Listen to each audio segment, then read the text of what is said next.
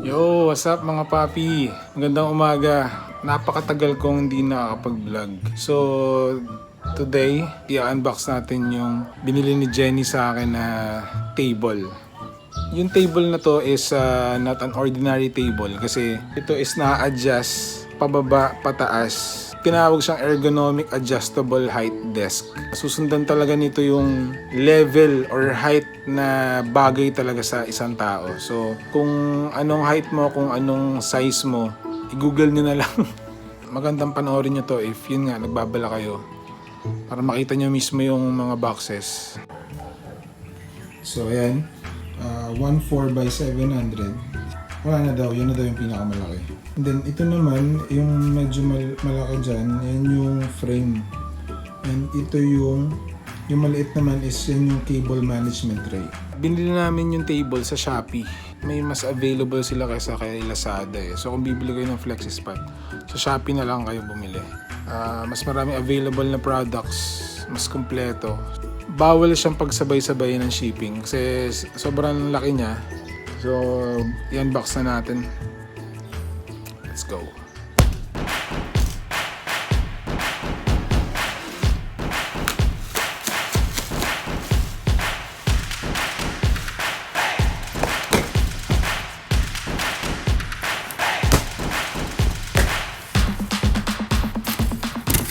Oh, sobrang... Uy! Ewan ko kung ba't nila nalaman na birthday ko. Anyway, maraming salamat Flexispot PH. So, ito is 17.5.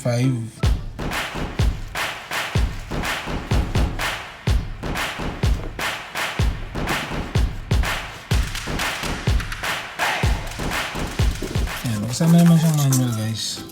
Huwag kayong mag-alala.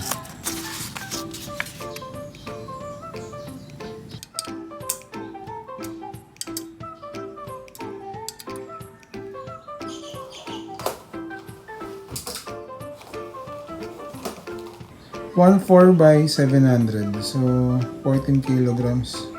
Bigat din, no? Nabili ko siya ng 4.3. Yan yung price. Oh, ang ganda. Pula-pula. So, ayan, yung mga edges niya. Tanggalin natin yung isang edge.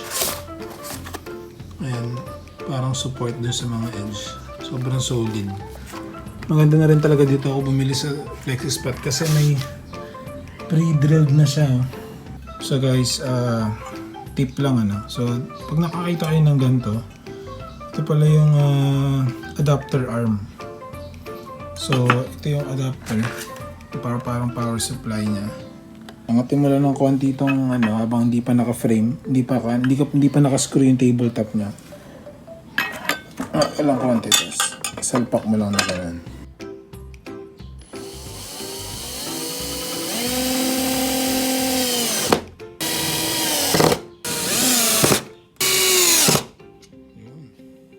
So guys, tapos na tayo mag-cable management nitong frame.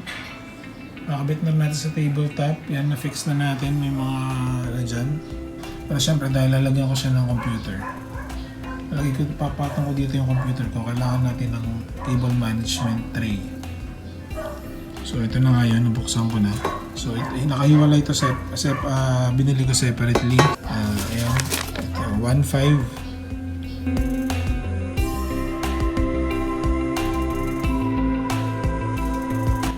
So, dito sa cable management tray, wala siyang pre-drilled na butas na sa tabletop. So, minanual ko yan. Talagang pinarsa ko ng Phillips.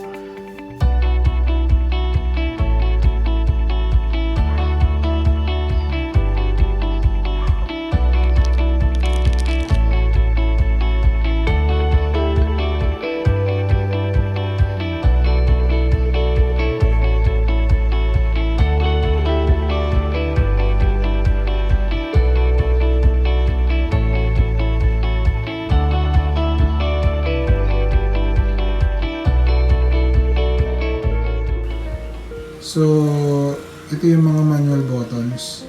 Then, ito naman yung mga presets. 1, 2, 3. So, yung 1 is sinave ko sa pinakamababa, which is yung gamit ko sa, sa table. I mean, gamit ko sa chair pag nakaupo ako. So, try natin. 1.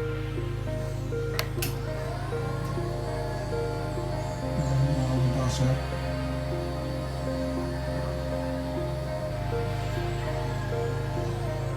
So, hanggang 73.5. So, babalik naman siya. Yung 2 naman, yung sinet ko na height sa pag nakatayo ako. So, pinitin natin. So, babalik to sa 104.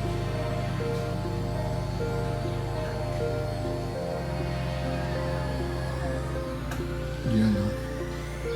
Para siguro yan sa mga bata. Kung gusto nila nakatayo, yan. 85. Tapos 3. So, yan. Nakasave na yung 85 na yun sa 3 ko. So, okay na, no? So, yung A na lang.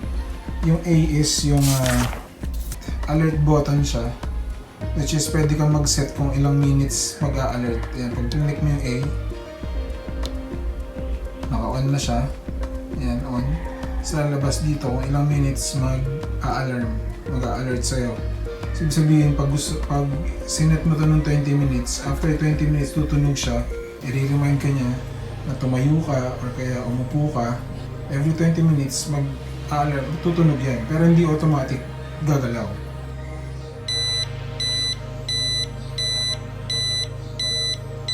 Ayan yung alert niya, alert tone niya. Gusto mong i-remind ka nito. Itong table na to para magpalit ng posture mo o ng position mo. Tatayo ka, upo ka. So, all in all, 5 out of 5 star pa rin to na as product ng Flexispot. User-friendly siya. Madaling i-assemble. Ang mahirap lang is yung pag-drill dun sa mga hindi na pre-drilled na part ng tabletop. So, set up na natin yung computer ko. So, maglilipat ako ngayon ng PC.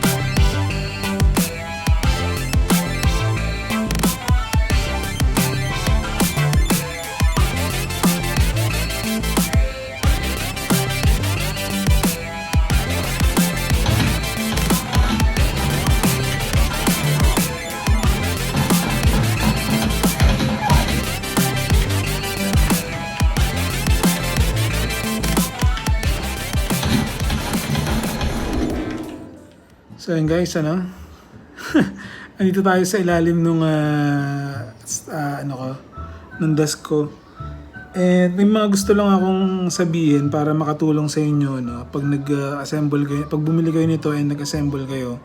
Una kong mali ko sa pag-install is itong cable management tray is medyo parang nasagad ko hanggang dun sa may edge ng table. So nagkaroon ako ng problema kasi yung monitor ko is